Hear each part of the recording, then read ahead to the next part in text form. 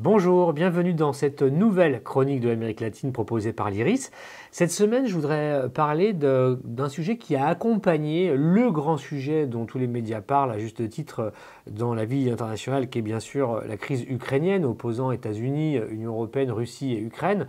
Je dis accompagné parce que dans tout ce qui a été dit, on a à un moment donné évoqué la question des liens entre la Russie et l'Amérique latine, avec l'idée que la Russie aurait finalement une stratégie offensive en Amérique latine pour rendre sa monnaie de la pièce aux États-Unis, à savoir s'installer et avoir une influence là-bas, à quelques centaines de kilomètres des États-Unis, dans la zone d'influence directe de la première puissance mondiale, un peu comme un miroir renversé de la situation ukrainienne où les États-Unis exerceraient leur influence à quelques kilomètres de la Russie. Alors je voulais revenir un petit peu sur tout ça parce que le sujet n'est pas anodin. Il y a eu un frémissement médiatique en Amérique latine depuis quelques semaines et puis ça a pris un peu partout, y compris dans le Wall Street Journal, le New York Times. Il y a eu des enquêtes sur cette fameuse stratégie russe, menace russe même, parfois on a entendu, pour les États-Unis en Amérique latine. Alors qu'en est-il?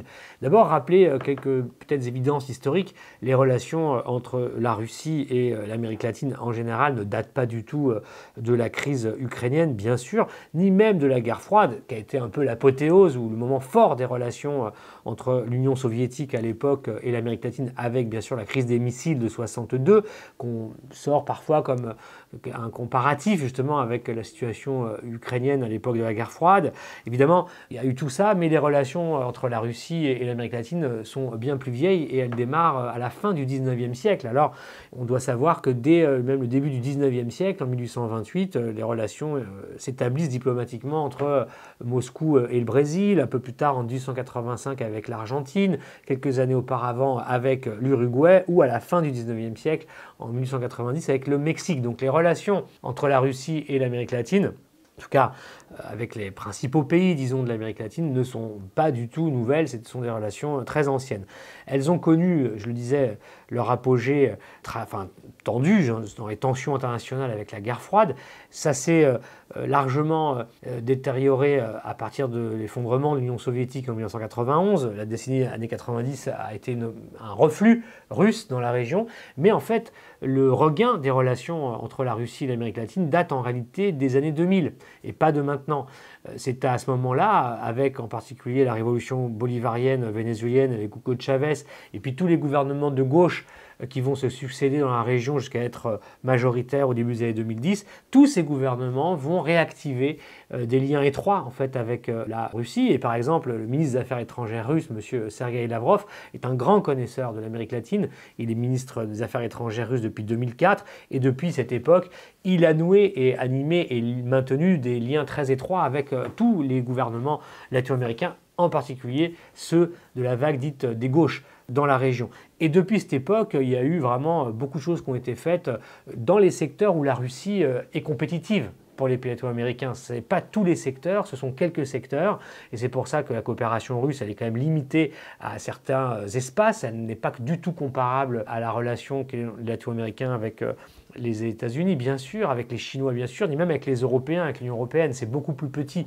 Mais c'est sur des sujets sensibles, puisque la coopération avec les Russes, elle se fait essentiellement sur les domaines militaires, de défense, de technologie. Elle se fait sur le secteur énergétique, avec le gaz, avec le nucléaire civil.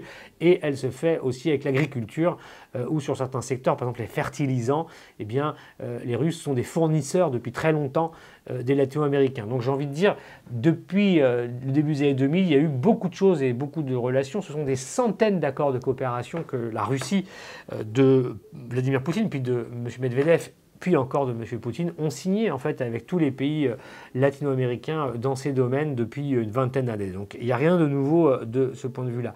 Ce qu'il y a de nouveau, c'est qu'évidemment, ces dernières années, il y a eu quelques avancées encore. Et alors ça commence pas avec l'Ukraine, ça commence avec la pandémie de Covid-19, puisque la Russie eh bien, a mené une diplomatie vaccinale très dynamique envers les pays latino-américains et même certains pays latino-américains qui n'avaient pas accès aux vaccins pour soigner leur population dans la région qui est celle qui a été la plus frappée avec les États-Unis par cette pandémie de Covid-19. Eh bien, certains pays eh bien, ont eu des vaccins grâce à la Russie. Je pense à l'Argentine, je pense au Nicaragua, je pense à la Bolivie, au Paraguay par exemple, ou bien sûr au Venezuela. Le fameux Sputnik, qui n'a pas été homologué par l'Union européenne et par l'OMS, eh bien, est arrivé en Amérique latine comme premier vaccin pour les populations des pays que je viens de citer, et après d'autres pays qui ont pris dans leur panier de vaccins le Sputnik, mais certains pays comme l'Argentine sont redevables à la Russie de leur avoir fourni ces vaccins quand ils n'arrivaient pas à en avoir. Et c'est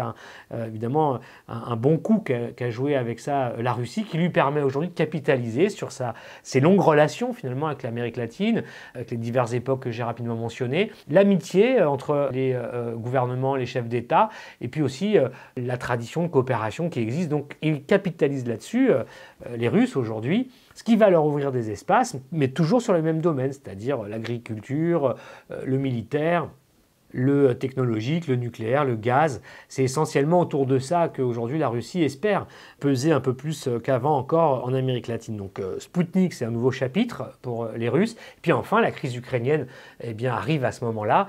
Et évidemment, il est indéniable que Vladimir Poutine, tactiquement, cherche à titiller, provoquer un peu les États-Unis en montrant ses muscles aussi en Amérique latine. Il a pris contact par téléphone avec Nicolás Maduro au Venezuela, avec le chef d'État cubain, avec Daniel Ortega au Nicaragua, dont l'élection a été contestée, mais Vladimir Poutine lui a passé un coup de fil pour la première fois depuis 2014, parce qu'il avait apporté les vaccins, etc., mais aussi pour dire que eh bien, les Russes voulaient renforcer leurs relations et on fait des déclarations, mais on est dans le théâtre en fait de la politique et des tensions à ce moment-là, que peut-être les Russes pourraient venir effectivement positionner des forces militaires, des soldats dans ces pays à quelques encablures donc de la frontière nord-américaine. Mais on est dans quelque chose qui est de l'ordre de la guerre communicationnelle, de la guerre d'influence, beaucoup plus que, disons, dans quelque chose de réel du point de vue sécuritaire. Il n'y a pas du tout de menace russe sécuritaire en Amérique latine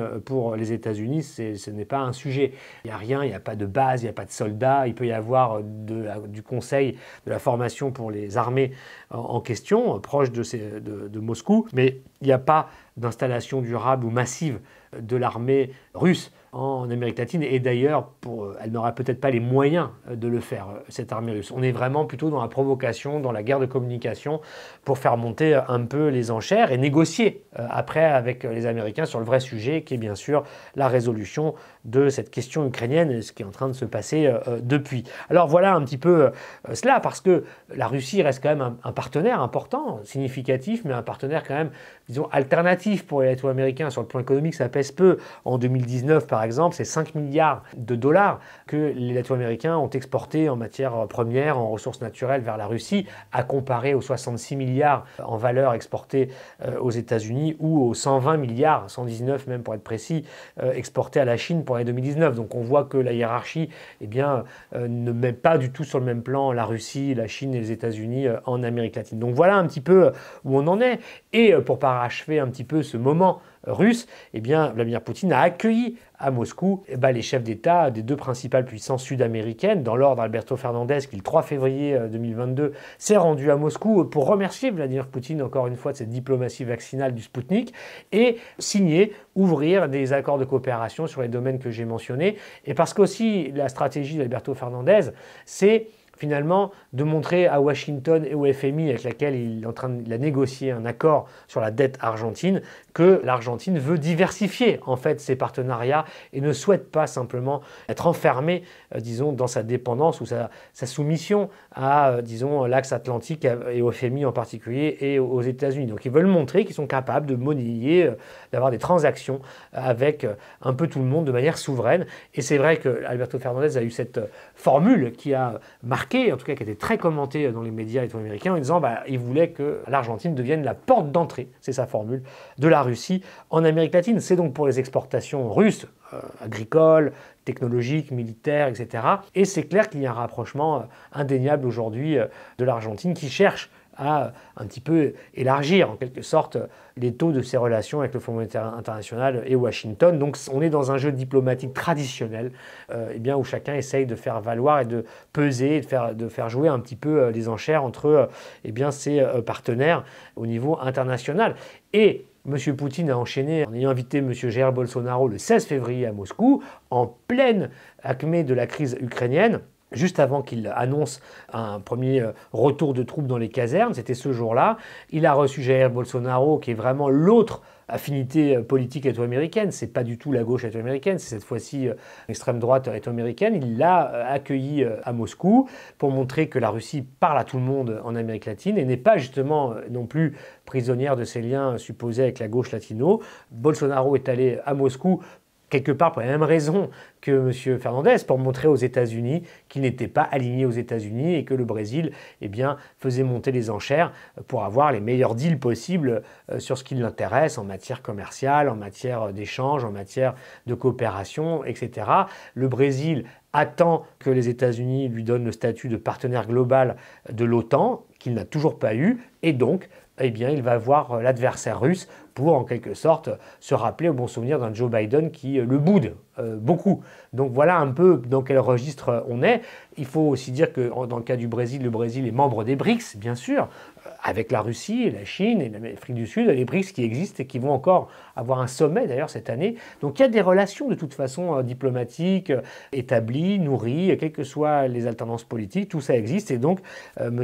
Poutine active tous ces canaux pour montrer qu'il n'est pas du tout isolé au niveau international, qu'il a des liens avec beaucoup de monde et pas que les pays auxquels on pense. Il a une capacité diplomatique forte qui est indéniable, mais qui ne veut pas dire qu'il y ait en Amérique latine une sorte, disons, de projection et de menace russe dans la région, pour la région et pour les États-Unis. Cela est quelque peu disproportionné. Mais en tout cas, voilà aujourd'hui ce qui ressort de ces dernières semaines de rapprochement entre la Russie et l'Amérique latine. Et donc, tout ça continuera puisque la Russie est de fait, disons, un partenaire des Latino-Américains. On l'aura compris, pas seulement depuis la crise ukrainienne, mais depuis fort longtemps et en particulier depuis dans la période, le début des années 2000. Et donc, ça va continuer. Et la Russie marque des points en Amérique latine. Elle avance dans certaines limites, mais elle avance. À bientôt.